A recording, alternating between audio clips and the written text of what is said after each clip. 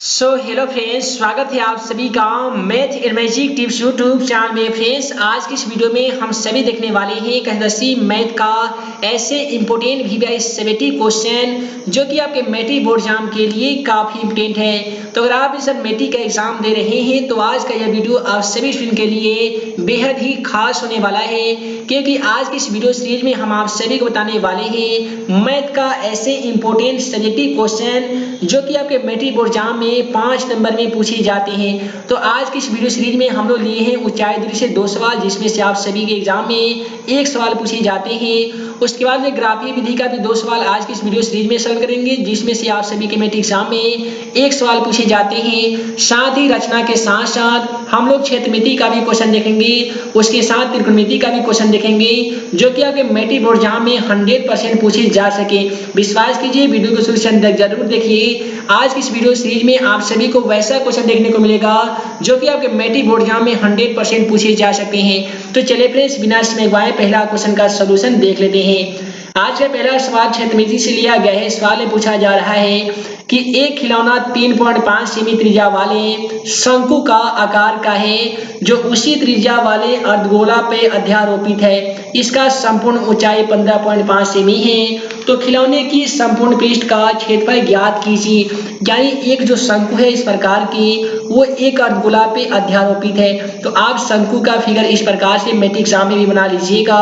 इसमें एक अर्धगोला होना चाहिए। इसका संपूर्ण ऊंचाई अर्थात एच का जो मान है वो 15.5 सेमी दिया गया है। त्रिज्या आर का जो मान है वो दिया गया है 3.5 सेमी। तो अगर हमको शंक्वाकार भाग की ऊंचाई ज्ञात करनी हो तो हम लोग लिख सकते हैं कि शंक्वाकार भाग की ऊंचाई, शंक्वाकार भाग की ऊंचाई हम लोग लिखेंगे। देखिए, शंक्वाकार भाग की ऊंचाई ज्ञात करना है तो संपूर्ण ऊंचाई में से अगर हम लोग त्रिज्या का मान ज्ञात कर लेंगे ना, तो शंक्वाकार भाग की ऊंचाई हमें प्राप्त हो जाएगी। तो हम लोग यहाँ पे करेंगे कि 15.5 लिखेंगे और माइनस इसमें से 3.5 को घटा लेंगे। जैसा कि आप सभी को मालूम होगा कि 15.5 में से 3.5 को घटाते हैं ना तो कितना बचता है, तो 12 बचता है। तो आप सभी यहाँ पे 12 आसानी तरीके से लिख सकते हैं। उसके बाद में हमको ज्ञात करना है खिलौने की संपूर्ण पृष्ठ का क्षेत्रफल। तो खिलौने के संपूर्ण पृष्ठ का क्षेत्रफल ज्ञात करने के लिए उसमें एल का मान होना आवश्यक होता है। तो सबसे पहले हम लोग तिर्यक ऊंचाई एल का मान ज्ञात करेंगे। एल का मान ज्ञात करने के लिए एक फॉर्मूला आता है, वह होता है √h² प्लस r² होता है। उसके बाद में हम लोग क्या करेंगे, यहाँ पे एच का मान बैठाना होगा। एच का मान हम लोग बैठाने वाले हैं 12। तो चलिए लिख लेते हैं 12 का यहाँ पे स्क्वायर लिख सकते हैं, प्लस में लिख सकते हैं आर का स्क्वायर। तो आर का मान देख लीजिए 3.5 सेमी दिया गया है, तो आप 3.5 सेमी का स्क्वायर इस प्रकार से लिख सकते हैं। उसके बाद में क्या होगा कि 12 का स्क्वायर तो आप सभी को मालूम होगा कि 144 होता है। उसके बाद में 3.5 का स्क्वायर भी जान लीजिए। अगर ये 3.5 नहीं होता तो आप इसका स्क्वायर कैसे करते, तो 5 25, 3 चौका 12, 12 25 होता। तो दशमलव लगा दीजिए, 5 25 और यहाँ पे 3 चौका 12 हो जाएगा। बहुत सारे ऐसे स्टूडेंट हैं जिनको फास्ट गुना करने नहीं आता है, तो समझ लीजिए, मान लेते हैं हमको यहाँ पे 35 में 35 से गुना करना है तो हम गुना ऐसे करेंगे, 5 में 5 से गुना कर देंगे तो 25 हो जाएगा। ये 3 में 1 जोड़ दीजिए 4 हो जाएगा, 4 में 3 से गुना कर दीजिए, 4 3 12 हो जाएगा। उसके बाद में यहाँ पे देखेंगे तो 5 का स्क्वायर 25 2 अंक में होता है। तो आप क्या करेंगे, 2 अंकों के बाद में दशमलव आसानी तरीके से लगा सकते हैं और इस प्रकार से बड़े संख्या का भी गुना आप आसानी तरीके से कर सकते हैं। उसके बाद में आप सभी को क्या करना होगा कि 144 में 12.25 को जोड़ना होगा। जब इसे जोड़ लीजिएगा ना तो 44 और 12 कितना होता है, तो 156 होता है। तो आप सभी 156 लिख सकते हैं और दशमलव में 25 है उसे आप सेम टू सेम लिख सकते हैं। उसके बाद में क्या करना होगा कि 156.25 का वर्गमूल लिखना होगा। तो इसका जो वर्गमूल होता है वो 12.5 होता है। तो इस प्रकार से हम लोगों ने एल का मान ज्ञात कर लिए हैं, साथ ही एच का मान भी ज्ञात कर लिए हैं। उसके बाद में हमको ज्ञात करना है खिलौने का संपूर्ण पृष्ठ का क्षेत्रफल। तो हम लोग यहाँ पे लिख सकते हैं कि खिलौने का संपूर्ण पृष्ठ का क्षेत्रफल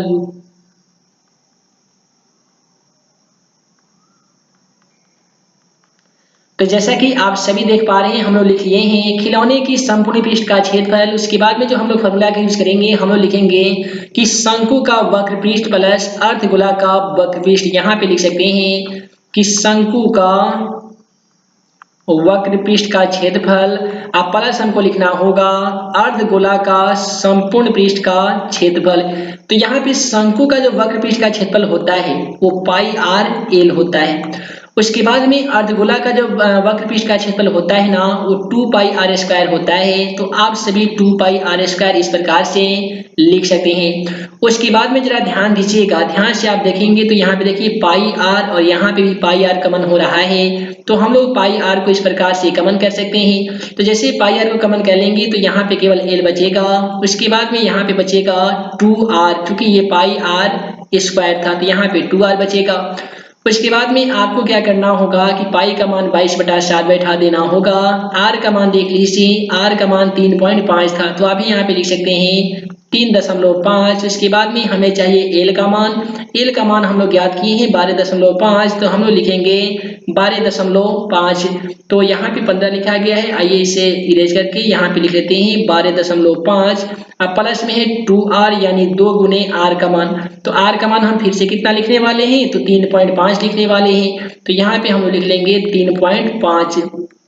उसके बाद में क्या होगा कि 7 से 35 यानी 0.5 से कटा दीजिए, ये आराम से कट जाएगा।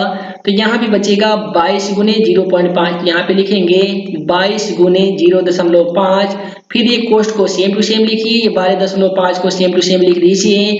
अब यहाँ पे देखिए 0.5 में आपको 2 से गुना करना है। आसान तरीके से गुना कैसे कीजिएगा, मान लेते हैं ये 3.5 है और 3.5 में 2 से गुना करते हैं तो कितना प्राप्त होता है तो 7 प्राप्त होता है ना, तो 7 लिख दीजिएगा। उसके बाद में क्या होगा कि 22 गुने 0.5 को सेम टू सेम लिखेंगे, ये कोष हटता है तो गुना लिखते हैं। 12 में 7 को ऐड कर लीजिए तो 12 7 कितना होता है तो ये 19 होता है, यानी 19.5 हो जाएगा। बाकी में ये जितने संख्या बचे हुए हैं 22 गुने 0.5 गुने 19.5, ये सभी संख्या में गुना कर लीजिएगा। गुना करने पे क्वेश्चन का सही जवाब 214.5 सेमी स्क्वायर इस प्रकार से आ जाएगा। उम्मीद है आप सभी को इसका सलूशन समझ में आ ही गया होगा। आइए इसी प्रकार से अगला सवाल क्षेत्रमिति का ही देख लेते हैं।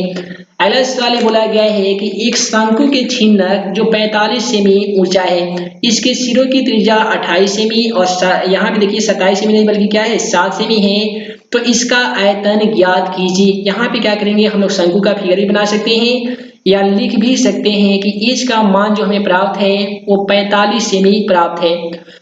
उसके बाद में जो त्रिज्या का मान प्राप्त है, आर का जो मान प्राप्त हो गया है वो है 28 सेमी, तो आइए यहाँ पे 28 सेमी लिख लेते हैं। और दूसरा त्रिज्या का जो मान है जिसे हम लोग R2 का नाम देंगे, उसका जो मान है वो 7 सेमी क्वेश्चन में दिया गया है। अब हमको ज्ञात क्या करना है, हमको ज्ञात करना है छिन्नक का आयतन। ठीक है, छिन्नक का हमें आयतन ज्ञात करना है। तो छिन्नक का आयतन ज्ञात करने के लिए छिन्नक का आयतन क्या होता है इस फॉर्मूला को याद करना आप सभी के लिए बेहद जरूरी है। तो आपको क्या करना होगा कि 1/3 पाई इंटू बड़का आर स्क्वायर प्लस बड़ा आर, या ऐसे लिख सकते हैं R1 स्क्वायर प्लस R1 गुने R2 प्लस लिख सकते हैं R2 का स्क्वायर और गुना में H भी लिख सकते हैं। उसके बाद में क्या करना होगा कि 1/3 को सेम टू सेम लिखिए, पाई का मान 22/7 लिख दीजिए। उसके बाद में है R1 का स्क्वायर, R1 का मान देख लीजिए 28 दिया गया है, तो आप सभी 28 का इस प्रकार से स्क्वायर कर सकते हैं। उसके बाद में दिया गया है R1 गुने R2, तो R1 का मान 28 है, R2 का मान 7 दिया गया है, तो आप सभी लिख सकते हैं कि 28 गुने 7 लिख सकते हैं। उसके बाद में दिया गया R2 का स्क्वायर, तो R2 का मान यहाँ पे देख लीजिए, R2 का मान यहाँ पे 7 सेमी देने के कारण यहाँ पे हम लोग 7 का स्क्वायर लिख सकते हैं। गुना में हमें चाहिए H का मान, तो H का मान दोस्तों 45 मीटर दिया गया है, तो आप यहाँ पे 45 लिख सकते हैं। उसके बाद वाले स्टेप में क्या करेंगे कि 1/3 को सेम टू सेम लिखेंगे, 22/7 को सेम टू सेम लिखने वाले हैं। उसके बाद में यहाँ पे है 28 का स्क्वायर। जैसा कि आप सभी को मालूम होगा कि 28 का जो स्क्वायर है वो 784 होता है। 28 में 7 से गुना करने पे हमें जो प्राप्त होता है वो 196 प्राप्त होता है। प्लस में यहाँ पे 7 के स्क्वायर 7×49 हो जाएगा और गुना 45 को फिर भी सेम टू सेम लिख सकते हैं।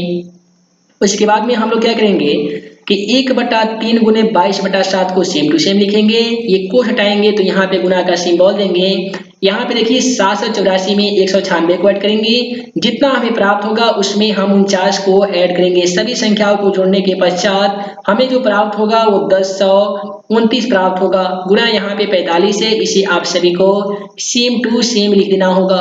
उसके बाद में क्या कीजिएगा, इसे 3 मरतबे कटा दीजिएगा, 15 या 45, इसे कटा दीजिएगा 147 या 147 सतह 1029 होता है, तो ये कटेगा 147 मरतबे। उसके बाद वाले स्टेप में आप क्या करेंगे कि यहाँ पे बच गया है 22, यहाँ पे बच गया है 147, यहाँ पे बच गया है 15, तो ये तीनों संख्या में मल्टीप्लिकेशन कर दीजिएगा। गुना करने के बाद में आप सभी को आंसर की प्राप्ति होगी 48510 सेमी क्यू हो जाएगा। तो इस प्रकार से दिए गए सवालों को हम लोग सॉल्व कर लिए हैं। आइए हम आप सभी को अगला सवाल दिखा देते हैं। अगला जो सवाल है ये काफी इंपोर्टेंट है। रहमान की आयु वाला, तो जैसा कि आप सभी को मालूम होगा कि एक बार नहीं बल्कि कई बार एग्जाम में पूछे जाते हैं ऐसे सवाल।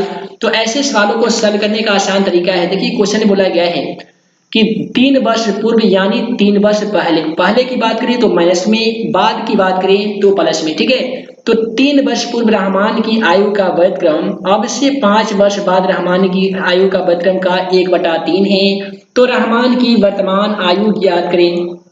तो ऐसे क्वेश्चनों को सॉल्व करने के सबसे पहले हम लिखते हैं कि माना कि जो चीज हमें नहीं मालूम रहता है उसे तो मानते ही हैं। तो हम लोग क्या करेंगे कि लिखेंगे माना कि रहमान की आयु बराबर x मानते हैं। अब जब रहमान की आयु जब x मान लेंगे तो प्रश्न हमारा क्या कहा है, हम लोग लिख सकते हैं। देखिए माना कि रहमान की आयु बराबर x लिखे हैं। उसके बाद में लिखेंगे कि 3 वर्ष क्या दिया गया है, पूर्व, 3 वर्ष पूर्व रहमान की आयु, देखिए 3 वर्ष पूर्व बोला गया है तो ये क्या हो जाएगा, x-3 हो जाएगा। उसके बाद ये बोला गया है 5 वर्ष बाद, यहाँ पे हम लोग लिख सकते हैं 5 वर्ष बाद रहमान की आयु क्या होगा, तो x+5 हो जाएगा। उसके बाद में हम लोग लिखेंगे प्रश्न से अर्थात प्रश्न के अनुसार। प्रश्न बोला है कि रहमान की आयु 3 वर्ष पूर्व रहमान की आयु और 5 वर्ष बाद रहमान की आयु का व्युत्क्रम जो है, व्युत्क्रमों का योग है 1/3 के बराबर है। तो यहाँ पे क्या करेंगे कि इसका जो व्युत्क्रम लिखेंगे 1/x-3 का, तो क्या होगा 1/x-3 हो जाएगा। उसके बाद में x+5 का भी व्युत्क्रम कितना होगा, तो 1/x+5 हो जाएगा। इसका योग पूछा गया है यानी जोड़ पूछा गया है, कितने के बराबर होता है, तो 1/3 के बराबर हो जाता है। उसके बाद में हम लोग क्या करेंगे कि x-3 और x+5 का एलसीएम लेंगे। एलसीएम कुछ इस प्रकार से लेंगे, x-3 और यहाँ पे हो जाएगा x+5। उसके बाद में हमको क्या करना होगा, क्रॉस मल्टीप्लिकेशन इस प्रकार से कर सकते हैं। x+5 में 1 से गुना कीजिएगा तो जाहिर सी बात है x+5 ही होगा। उसके बाद में है प्लस x-3 में 1 से गुना कीजिएगा तो x-3 ही हो जाएगा। उसके बाद में 1/3 को आसानी तरीके से सेम टू सेम आप सभी लिख सकते हैं। उसके बाद में क्या कीजिएगा कि यहाँ पे x+5 है प्लस x-3 दिया गया है, ऐसा कीजिए x में x को x में जोड़ दीजिए तो ये 2x हो जाएगा, तो आप यहाँ पे 2x लिख सकते हैं। अब +5 है, यहाँ पे +3 नहीं बल्कि ये दोस्तों -3 था, यहाँ पे आप सभी -3 लिखेंगे। अब +5 है -3 है, 5 में से 3 घटाइएगा तो जाहिर सी बात है 2 बचेगा। उसके बाद में आप सभी बट्टा में लिख सकते हैं, यहाँ पे x-3 है, x+5 है, दोनों में मल्टीप्लिकेशन कर दीजिएगा। मल्टीप्लिकेशन करने के बाद जो संख्या आएगा वो यहाँ पे आप सभी को लिख देना होगा। ठीक है, मल्टीप्लिकेशन करने के बाद आपको क्या आएगा आइए हम आप सभी को बता देते हैं। से है दोस्तों, इसमें गुना कर लीजिएगा तो गुना करने पे ये जो प्राप्त होता है हमें वो x² + 2x - 15 प्राप्त होता है। कैसे होता है, तो x में 1 से गुना कर लीजिएगा तो यहाँ पे दोस्तों हो जाएगा x²। आइए यहाँ पे लिख लेते हैं x² और यहाँ पे देखिए -3 और +5, तो -3 और +5 मिलके कितना होगा, तो 2 होगा। और 2 में जब 1 से गुना कर लीजिएगा तो जाहिर सी बात है ये 2x हो जाएगा। उसके बाद में प्लस में माइनस गुना होता है तो माइनस होता है, और 5 में जब 3 से गुना होता है तो 5 या 15, लेकिन जब माइनस में गुना होगा तो ये -15 हो जाएगा। और बराबर में 1/3 को सेम टू सेम लिखिए। उसके बाद में आप सभी को क्रॉस मल्टीप्लिकेशन करना होगा। क्रॉस मल्टीप्लिकेशन आसानी तरीके से इस प्रकार से कीजिएगा, 2x + 2 में आपसे गुना करना होगा 3 से, और x² + 2x - 15 में 1 से गुना करना होगा। तो तो मान लेते हैं कि x square plus 2x minus 15 में एक्स गुना कर देते हैं तो कोई परिवर्तन नहीं होगा, उसे सेम टू सेम लिख सकते हैं x square plus 2x minus 15 और बराबर में ये 2 में 3 से गुना करेंगे तो 3 दूनी 6x हो जाएगा, प्लस 3 में 2 से गुना कर देंगे तो फिर 3 दूनी 6 हो जाएगा। उसके बाद में हम सभी ऐसे लिखेंगे कि एक्स स्क्वायर प्लस यहाँ पे 2x है, ध्यान दीजिएगा ये प्लस में है, 6x बराबर गिराने पे माइनस में 6x हो जाएगा, प्लस यहाँ पे कितना है, सॉरी माइनस 15 है यहाँ पे, ठीक है, यहाँ पे हम लोग लिखेंगे माइनस 15। अब ये प्लस 6 है तो बराबर गिराने पे क्या हो जाएगा, माइनस 6 हो जाएगा, बराबर में 0 बच जाएगा। उसके बाद में हम लोग क्या करने वाले हैं कि एक्स स्क्वायर को हम लोग सेम टू सेम इस प्रकार से लिखेंगे, प्लस 2x में से 6 को हटाइएगा तो जाहिर सी बात है 2 में से 6 घटेगा ना तो ये -4 हो जाएगा, तो हम लोग लिख सकते हैं -4x और यहाँ पे देखिए -15 है और -6 है, तो किसी भी संख्या के पहले माइनस हो बाद में माइनस हो, तो वैसी स्थिति में दोनों संख्याओं को जोड़ लेते हैं, लेकिन लिखते हैं माइनस में, तो इसको हम लोग लिखेंगे -21 बराबर 0। तो ऐसा करते हैं कि 3 7 21 ले लेते हैं, क्योंकि हमको -4 को तोड़कर -21 लाना है, तो क्या करेंगे कि एक्स स्क्वायर को सेम टू सेम लिखेंगे, ये -4x के बदले में हम लोग लिखने वाले हैं -3x plus sorry -7x plus 3x लिखने वाले हैं, क्योंकि 7 त्रिका 21 भी हो जाएगा, -7 और प्लस 3 मिलकर -4 भी आ जाएगा, -21 को सेम टू सेम लिखिए। उसके बाद में ध्यान दीजिएगा दोनों में x कॉमन मिल रहा है, तो हम लोग x को कॉमन कर लेंगे, तो यहाँ पे बचेगा x -7, यहाँ से हम लोग 3 कॉमन कर लेंगे तो ये हो जाएगा x प्लस प्लस मिलकर -7 हो जाएगा। उसके बाद में ये दोनों संख्याओं को हम लोग एक साथ लिखते हैं, x प्लस 3 को एक साथ लिखने वाले हैं और ये तो दोनों में उभयनिष्ठ होता है, x -7 तो हम लोग लिखेंगे x -7। अब जरा ध्यान दीजिएगा यहाँ पे अगर x प्लस 3 बराबर हम लोग 0 लिख देंगे तो यहाँ पे x बराबर -3 हो जाएगा, तो आप सभी को मालूम होगा उम्र जो होता है वो माइनस में नहीं होता है। उसके बाद में x -7 बराबर अगर 0 लिखते हैं, ठीक है, तो ये x बराबर क्या होगा, +7 हो जाएगा, तो यहाँ पे x का जो मान की हमें प्राप्ति हो गई है वो 7 हो गई है, तो हम लोग नीचे लिख सकते हैं अतः रहमान की आयु x हम लोग माने थे, तो x बराबर हमें कितना आंसर प्राप्त हो गया है, 7 आंसर प्राप्त हो गया है। तो आप नीचे वाले लाइन में लिख दीजिएगा अतः रहमान की आयु x बराबर 7 आंसर। अगला सवाल ऊंचाई दूरी से लिया गया है कि एक मीनार के पाद से भवन के शिखर का उन्नयन कोण 30 डिग्री है और भवन के पाद से मीनार का शिखर का उन्नयन कोण 60 डिग्री है। यदि मीनार की ऊंचाई 50 मीटर है तो भवन की ऊंचाई ज्ञात कीजिए। तो सबसे पहले आपको क्या करना होगा कि यहाँ पे इस प्रकार से एक बनाना होगा मीनार। चलिए यहाँ पे हम लोग मीनार बना लेते हैं, इसका नाम AB भी रख देते हैं। अब एक बनाना होगा आप सभी को भवन, इसको हम लोग नाम देते हैं भवन। तो इसके बाद में बोला गया है कि एक मीनार के पाद से, ये जो मीनार के पाद है और भवन के शिखर का जो उन्नयन कोण है वो 30 डिग्री है। तो ये जो कोण हमें बन गया है ना, ये 30 डिग्री बन गया है। फिर बोला गया है कि भवन के पाद से मीनार का शिखर का उन्नयन को, भवन का पाद ये हो गया और मीनार के शिखर का जो उन्नयन कोण है वो बनाया जा रहा है 60 डिग्री का।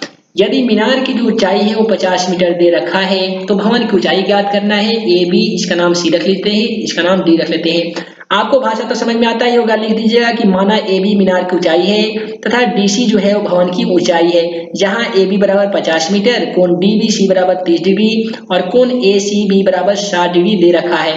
तो हम लोग क्या करेंगे, डायरेक्ट यहाँ पे बनाएंगे त्रिभुज ABC में। तो ABC में देख लीजिए ABC में कितने डिग्री से, तो 60 डिग्री से। तो हम लोग लिखेंगे त्रिभुज ABC में tan 60 डिग्री। tan का फॉर्मूला P/B होता है, जिसे हम लोग लिख सकते हैं AB/BC। यहाँ पे हम लोग लिखेंगे AB/BC। tan में 60 डिग्री का जो मान होता है वो √3 होता है। AB का मान 50 दे रखा है, BC का मान नहीं दिया गया है। अब हम लोग क्रॉस मल्टीप्लिकेशन करेंगे। अब BC में √3 से गुणा कीजिएगा तो √3 गुना BC होगा, 50 में 1 गुणा कीजिएगा तो 50 होगा। इसे आप सभी ऐसे लिख सकते हैं कि BC बराबर 50, तो √3 यहाँ पे गुना में ही बराबर कर जाकर भाग में हो जाएगा, जो कि हमारा BC का मान हो जाएगा। उसके बाद में हम लोग लिखेंगे त्रिभुज DBC में, यहाँ पे लिखेंगे त्रिभुज DBC में। अब हमको लिखना होगा tan 30 डिग्री, क्योंकि tan 30 जो है वो DBC का कोण है। तो इसमें भी फॉर्मूला होगा P/B, लेकिन P का जो मान हो जाएगा बदल जाएगा, DC हो जाएगा। और b का जो मान होगा वो bc हो जाएगा। अब tan में 30d का मान 1/√3 होता है। dc का मान तो हमें नहीं मालूम और bc का मान हम लोग कितना ज्ञात किए हैं, 50/√3 ज्ञात किए हैं। तो यहाँ पे 50 और बटा √3 है, ऊपर जाकर गुना √3 हो जाएगा। उसके बाद में हम लोग क्या करेंगे कि DC √3 में √3 से ना कीजिएगा तो जाहिर सी बात है ये 3DC हो जाएगा। यहाँ पे लिख सकते हैं आप 3DC, क्योंकि √3 में √3 से होगा तो 3 हो जाएगा और 3 में DC से ना कर दीजिएगा तो 3DC बराबर में कितना है, 50 है। उसके बाद में आप सभी को मालूम होगा कि यदि हम इसे लिख देते हैं कि DC बराबर 50 तो √3 गुना में है, बराबर कराने पे भाग में हो जाएगा। तो आपका क्वेश्चन का आंसर तो इतना आ ही गया है। चाहे तो आप इसे पूर्णांक में तोड़ सकते हैं, 16 3 48 और 2 50 हो जाएगा, यानी 16/2/3 भी आप लिख सकते हैं। ठीक है, तो इस प्रकार से बहुत सारे वीडियो जो है आप सभी के लिए लाना अभी भी बाकी है और यहाँ पे माध्य माध्यक बहुलक ऊंचाई दूरी ग्राफी भी सभी का सोल्यूशन हमारे चैनल पे अपलोड है। कोई भी क्वेश्चन या प्रॉब्लम हो आप हमें कमेंट के माध्यम से बता सकते हैं, उसका सोल्यूशन आगे आने वाली वीडियो में हम आप सभी के लिए ला देंगे। कल सुबह में आप सभी के लिए लाया जाएगा एक वीडियो जिसमें हम आप सभी बताएंगे 1 से लेकर 60 तक के मैथ का ऐसे इंपोर्टेंट क्वेश्चन का सोल्यूशन जो कि आपके मैट्रिक बोर्ड एग्जाम के लिए काफी इंपोर्टेंट होगा। तो ये दोस्तों वीडियो लंबी ना हो, जिस कारण मैं इस वीडियो में आप सभी को 1 से लेकर 4 तक के ही क्वेश्चनों का सोल्यूशन कर पाया हूँ। आगे आने वाली वीडियो देखने के लिए चैनल पे नए होंगे तो चैनल को सब्सक्राइब करने के साथ साथ बेल आइकन को दबा दीजिए ताकि आगे आने वाली हर वीडियो का नोटिफिकेशन आप सभी को मिल सके और आप हमारे द्वारा बनाए गए सभी वीडियो को बारी बारी से देख सके। तो ये दोस्तों मैं मुकीम अंसारी जल्द मिलूंगा अगले वीडियो में नए क्वेश्चन के साथ। तब तक के लिए वीडियो के लिए बहुत बहुत धन्यवाद।